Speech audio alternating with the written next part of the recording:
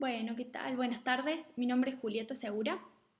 Yo soy abogada por la Universidad Nacional de Córdoba y antes que empezar con lo que he preparado para esta edición, por así decirlo, de las cápsulas de Derecho Penal, quería agradecerle a la agrupación Trejo y al Colegio de Abogados y Procuradores de Salta por tenerme en cuenta, por incluirme. Para mí es un honor estar participando en esta actividad con la categoría de colegas que van a disertar acá y que ya lo han hecho, muchos de ellos.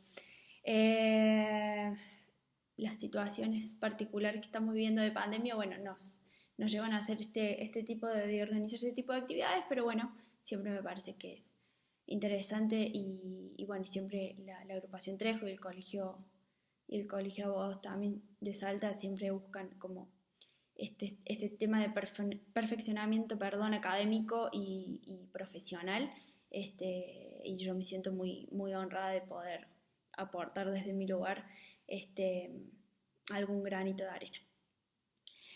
Así que bueno, vamos a comenzar.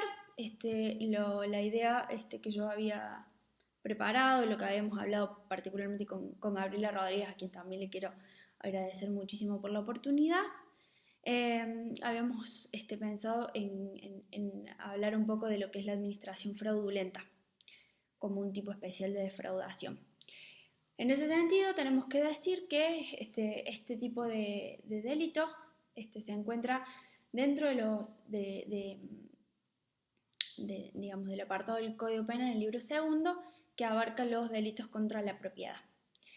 De esta manera, por supuesto, el bien jurídico tutelado es justamente ese, es la propiedad. Este es un bien jurídico que tiene una valoración jurídica que es extrínseco al ser humano y que como tal es un concepto normativo,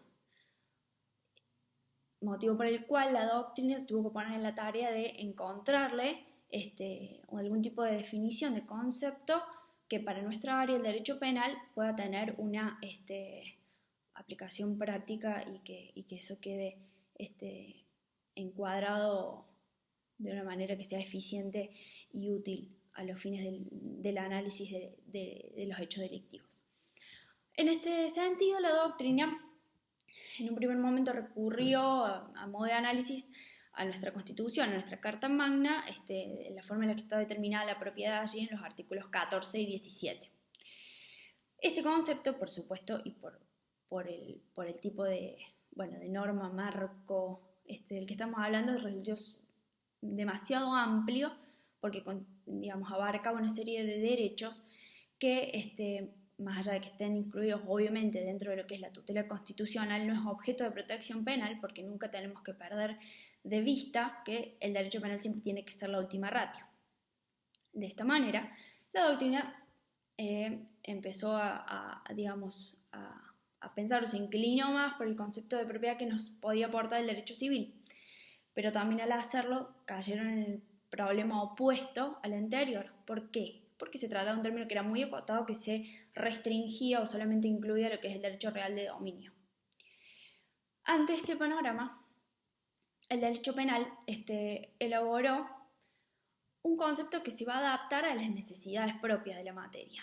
Entonces, en cuanto a lo que es el derecho penal en sí, la propiedad como bien jurídico tutelado, como venimos diciendo, se encuentra conformado por aquellos bienes susceptibles de apreciación pecuniaria que jurídicamente van a pertenecer a una persona, ya sea física o jurídica, y que por eso es merecedora de la protección del sistema jurídico.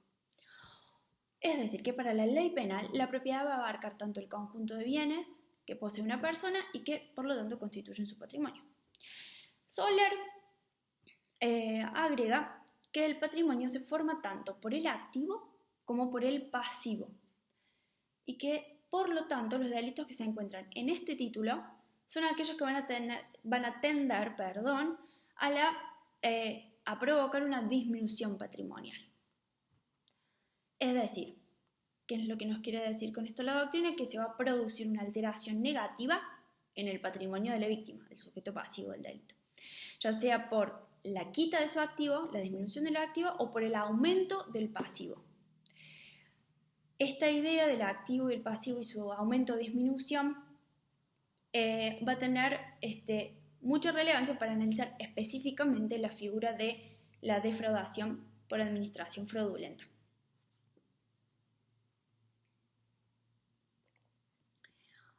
Este bien jurídico del que venimos hablando se puede ver atacado de distintas maneras, que están incluidas todas, como venimos diciendo en este apartado del código, que puede ser el hurto, que se basa, por ejemplo, en el apoderamiento ilegítimo de una cosa que es total o parcialmente ajena, en el robo, cuya conducta típica, digamos, coincide con la del hurto, pero debe mediar fuerza en las cosas o violencia en las personas. La usurpación, que ya sea mediante el despojo, se priva a quienes ejercen, por ejemplo, una de los tipos, ¿no?, de las acepciones, se priva a las personas que ejercen de la posesión de un inmueble de sus derechos de, justamente de ejercer la tenencia.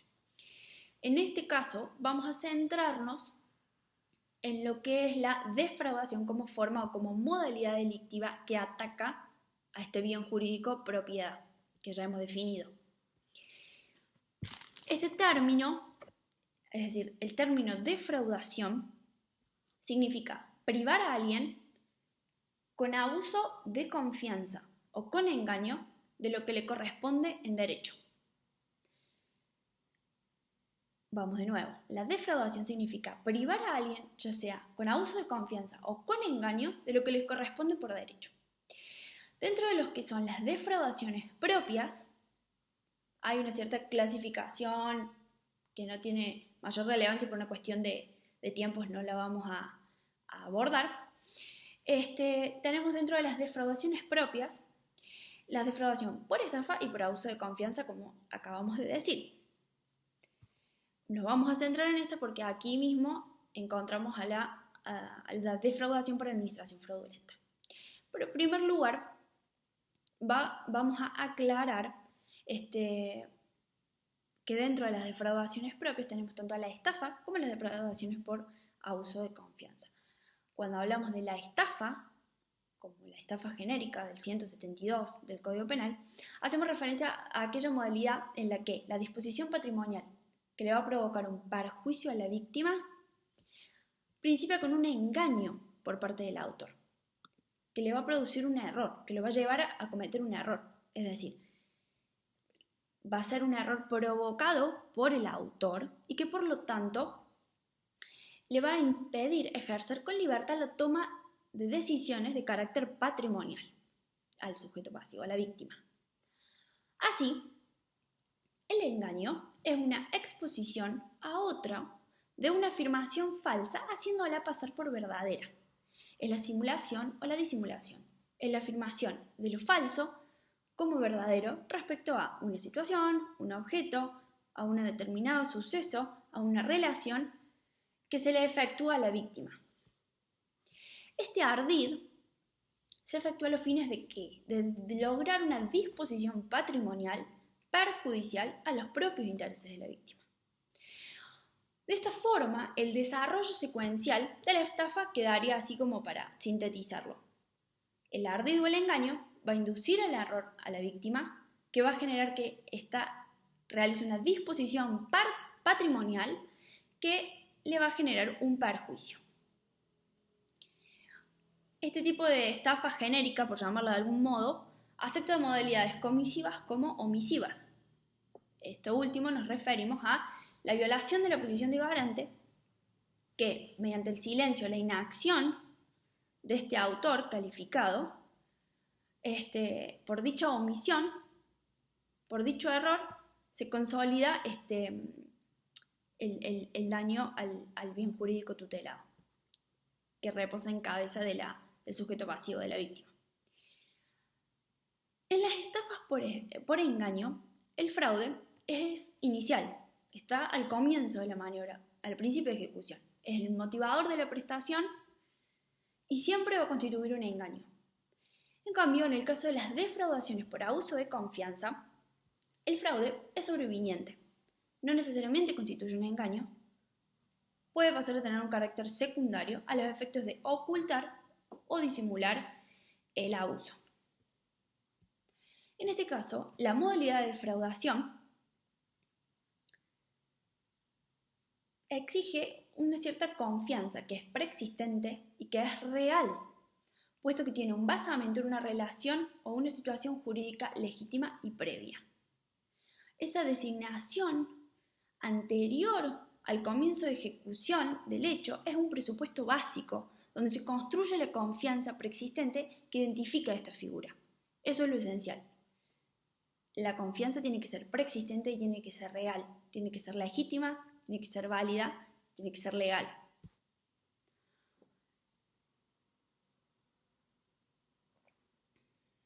Acá, antes de seguir avanzando, vamos a hacer una salvedad. En la estafa genérica, que ya nombramos del artículo 172, se establece de forma no taxativa como ciertas especies dentro del género del engaño del ardid, como una de las tantas especies que señalan específicamente o hacen referencia al artículo a el que defraudare a otro, y como una de las especies especiales, digamos, del modo comisivo, señala el abuso de confianza. Acá hay que tener cuidado a hacer este parate. ¿Por qué? Porque en este caso el abuso de confianza implica que la misma debe ser conseguida mediante manifestaciones o hechos mendaces para luego abusar de ella. O sea, sigue estructurado dentro de lo que es la estafa genérica. Recordemos la estructura básica, que es el engaño, el error, la disposición patrimonial y el perjuicio. Eso no se ve alterado más allá de que exista abuso de confianza como una de las modalidades de comisión. A pesar de ello, tenemos que decir además que la doctrina no es pacífica en este punto, en decir que en este caso la confianza tiene que ser conseguida en modo mendaz, como dijimos, sino que también hay una parte de la doctrina que dice que se puede abusar de una confianza preexistente, lo que nos dejaría muy cercana a la figura de la defraudación por administración fraudulenta, que está dentro de lo que es la defraudación por abuso de confianza. Hecha esta aclaración, ahora vamos a pasar al análisis de lo que es la figura de la administración fraudulenta. La administración fraudulenta, según nuestro Código Penal, se encuentra tipificada como un caso especial de defraudación. Y dice lo siguiente: sin perjuicio de la disposición general del artículo precedente, se considerarán casos especiales de defraudación y sufrirán la pena que en él establece, o sea, de 1 mes a 6 años es la pena que establece. Inciso 7 dice: el que, por disposición de una ley, de una autoridad o por un acto jurídico, tuviera a su cargo el manejo, la administración o el cuidado de bienes o intereses pecuniarios ajenos, y con el fin de procurar para sí o para un tercero un lucro indebido o para causar daño, violando sus deberes, perjudicar a los intereses confiados u obligare abusivamente al titular de estos. Es un artículo un poco extenso, así que vamos a pasar ahora a analizar sus elementos. El bien jurídico protegido, ya lo dijimos, hasta el hartazgo, pero es el patrimonio de la propiedad de la persona, ya sea física como jurídica, que va a ser defraudado. También hay un poco de discusión doctrinaria en relación a este artículo, a este inciso, a esta figura, sobre si también lo que es objeto de protección es la confianza depositada en quien se le ha delegado el manejo, la administración o el cuidado de los bienes ajenos, como establece el Código. Hecho que, como ya vimos, se basa en un hecho que es inicialmente lícito, pero que presenta una ilicitud sobreviniente. Y justamente el poder del autor nace de esta expectativa positiva fundada en la confianza previa que se le ha concedido, en la buena fe que uno puede esperar, digamos, en un obrar, ya sea negociable, en cualquier tipo de relación jurídica lícita. Esta figura se centra entonces en la deslealtad del ejercicio del poder sobre un patrimonio ajeno, que en principio se le ha dado para que sea beneficiado ese patrimonio. Otro elemento que cabe destacar, que también ha sido señalado y distinguido por la jurisprudencia es el hecho de que esta figura no toma en cuenta la administración individual de un objeto determinado.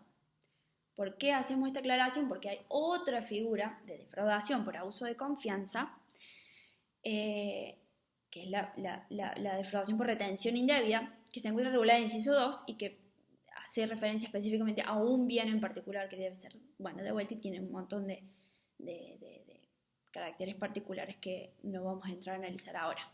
Sino que se refiere este artículo en la defraudación por administración fraudulenta a una relación administrativa global más amplia, aunque no por eso tenemos que decir que tiene que sí o sí abarcar la totalidad del patrimonio de una persona, física o jurídica, como ya vimos.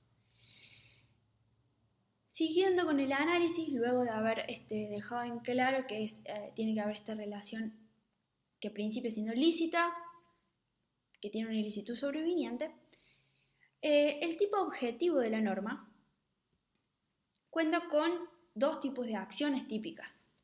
La administración fraudulenta, por un lado, por infidelidad, y la administración fraudulenta por abuso. En esta primera hipótesis, al hablar de infidelidad, ¿qué estamos diciendo? Que al autor se le va a confiar, por parte del titular del patrimonio, la administración de decimos administración en un sentido amplio, abarcativo. Ya vamos a especificar sobre el punto de administración que tiene ahí algunas disquisiciones que es muy necesario hacer, por supuesto, pero que la administración de dicho patrimonio tiene que ser ejercida con dedicación, con celo y con lealtad. Su actuación tiene que ser fiel a lo dispuesto o a lo acordado.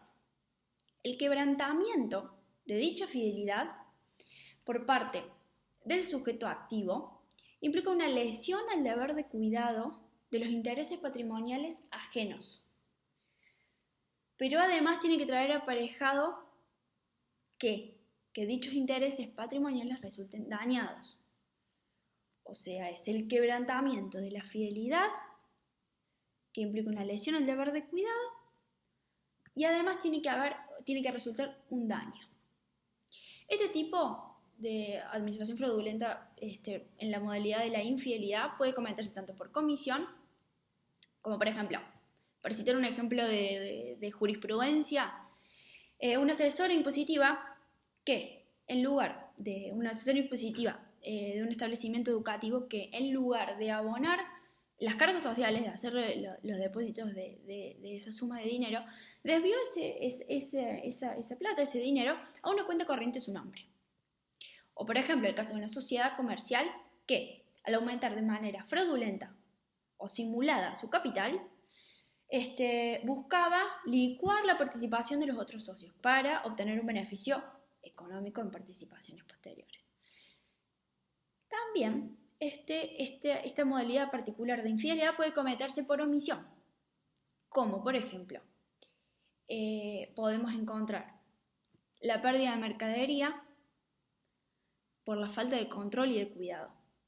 Otro ejemplo puede ser, y esto es un ejemplo de jurisprudencia, el caso de un abogado apoderado que, una vez cobrada la indemnización que le correspondía a su cliente, por supuesto, a quien él estaba patrocinando, se apodera de ella.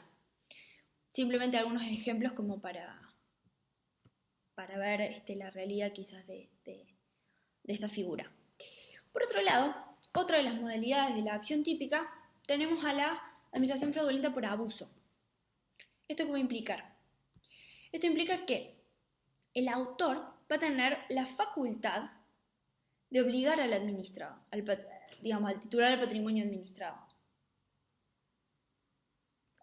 En este tipo de defraudación, el autor dispone patrimonialmente.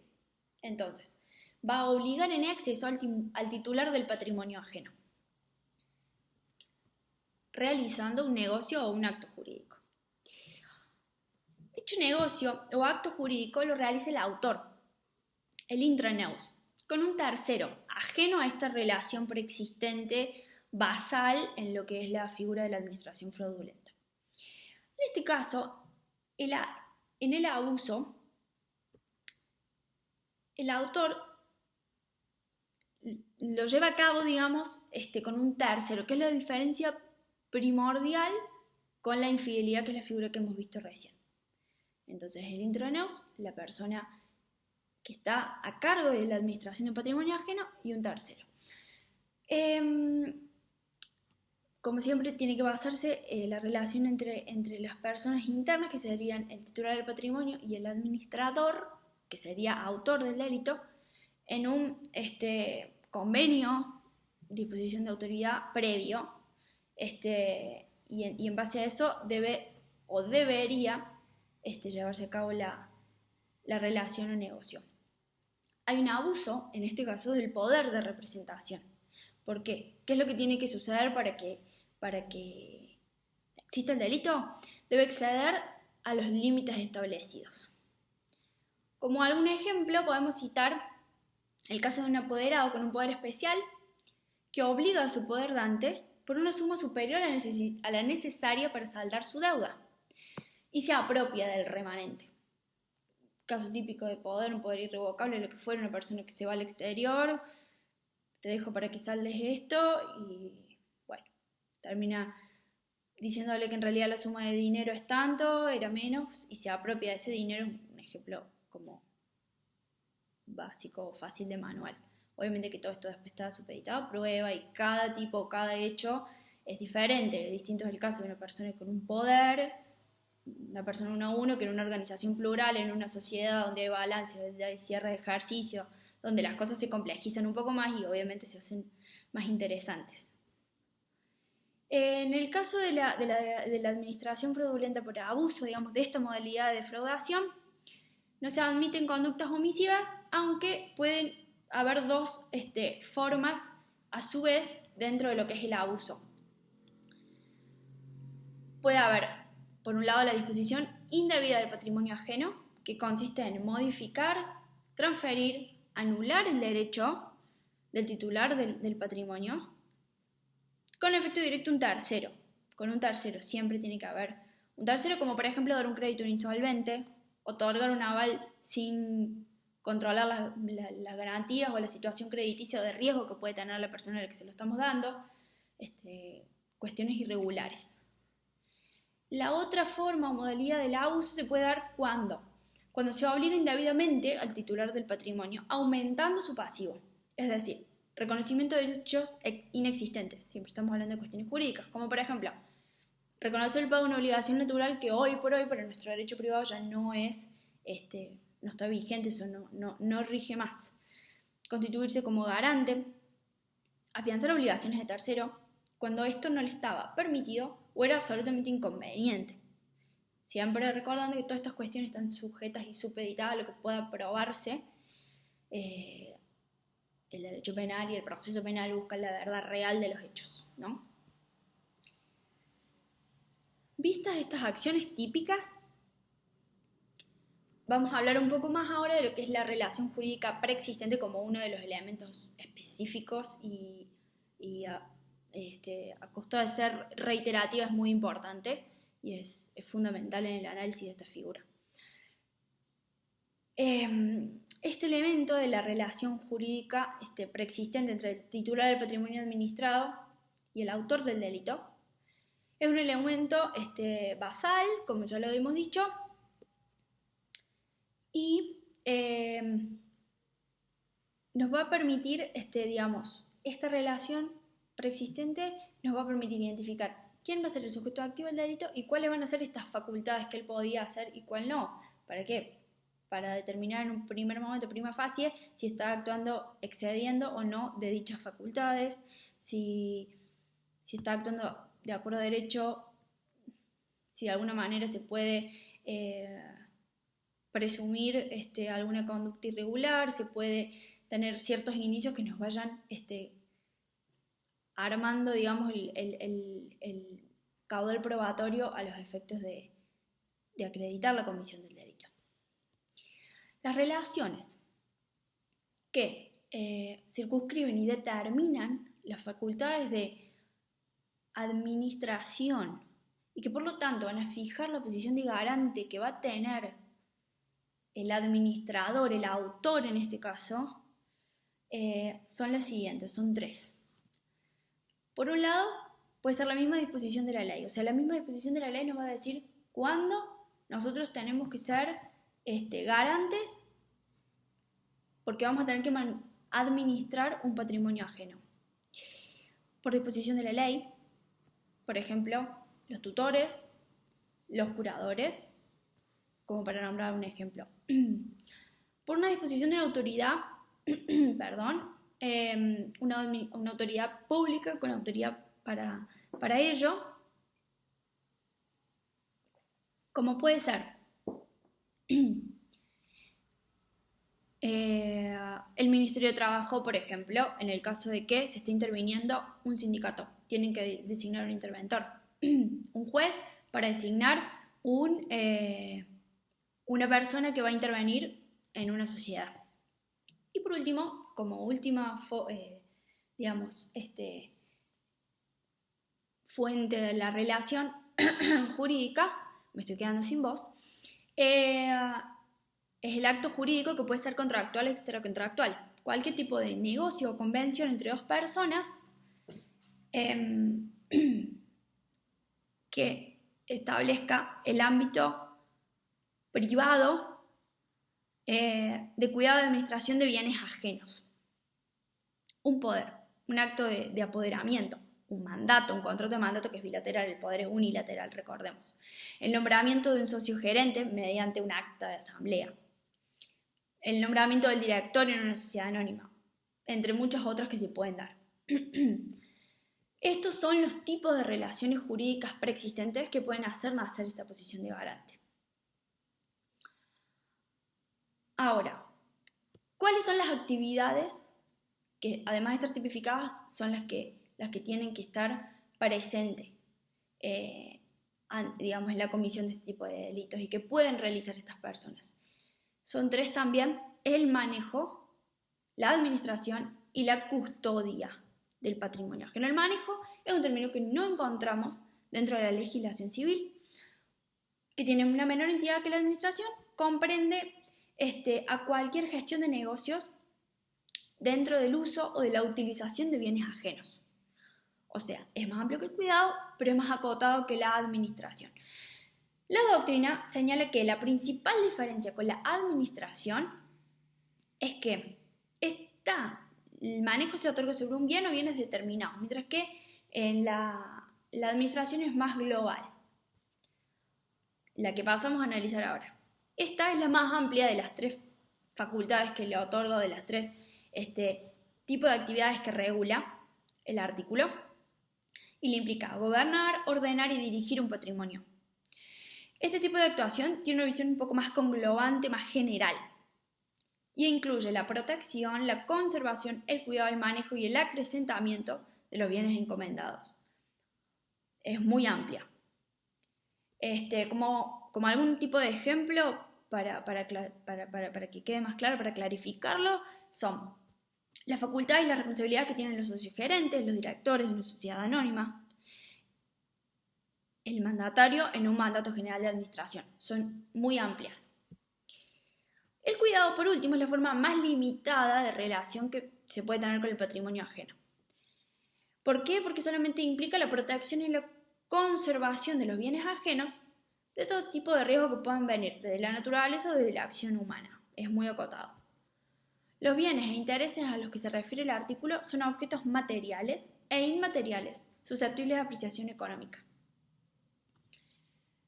Estos bienes tienen que ser ajenos de manera parcial o total. Es decir, que puede darse la hipótesis donde el autor también sea en parte dueño del bien o patrimonio en cuestión, condominio, por ejemplo, el ejemplo más claro. Es por ello que solamente puede ser autor del delito quien maneje, administre o cuide un patrimonio o intereses ajenos. Por lo tanto, es un delito especial propio. Es decir, que no nos encontramos ante un delito que lo puede cometer cualquier persona. ¿Por qué?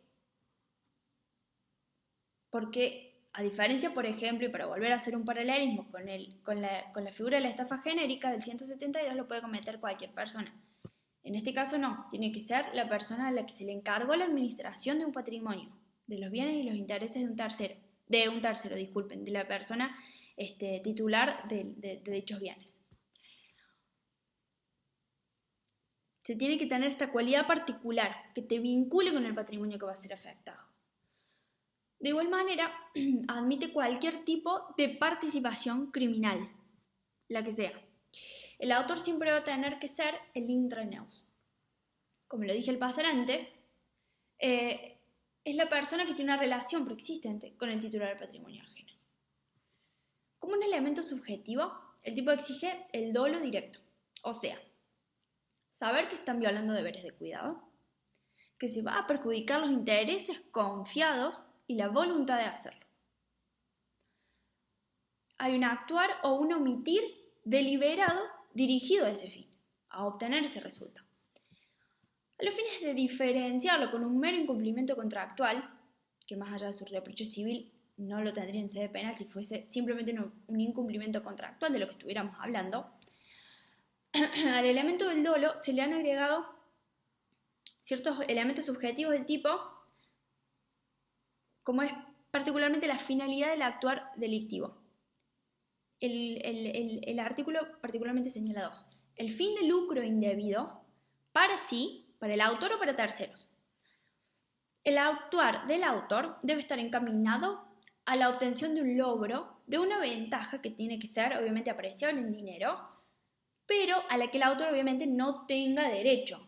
Si es su remuneración por su función como socio gerente o como administrador de un condominio, no va a tener nada de malo. Lo malo, digamos, o el hecho reprochable por el derecho penal va a estar en lo que, en esa finalidad indebida, en ese beneficio que no le corresponde.